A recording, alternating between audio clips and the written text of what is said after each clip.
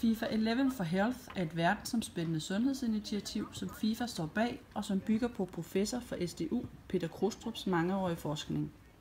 FIFA 11 for Health er tilrettelagt som et 11 uger langt undervisningsforløb for børn i alderen 10-12 år. I undervisningen lærer børnene, hvordan de gennem fodboldtræning forbedrer deres generelle sundhedstilstand og sociale trivsel. I januar måned var alle idrætslærere i Brøndby Kommune på kursus for at blive uddannet til FIFA 11 for Health-instruktører.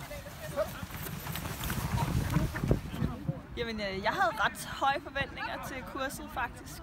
Glædede mig meget til at blive introduceret til alt det, vi skulle, men også bare til at faktisk at få bevæget mig rigtig meget. Og til ligesom at få en helt afklaring på, hvad selve projektet går ud på. Så meget ambitiøst også, at vi har 3 kursusdage her, hvor at, selvfølgelig som Natasha siger, at vi får sådan en rigtig godt materiale, hvor vi kan helt specifikt gå ned og se hver undervisningsgang, hvad det kommer til at gå ud på, men også at vi her bliver kørt det hele igennem med øvelser helt ned i detaljen. Det er meget positivt, også for at vi ligesom kan videreformidle det, som de kære det er i hvert fald fedt, at vi har fået mulighed for at prøve alle øvelserne på egen krop. Det gør det væsentligt nemmere, når vi skal ud med det ud hos børnene. Ja.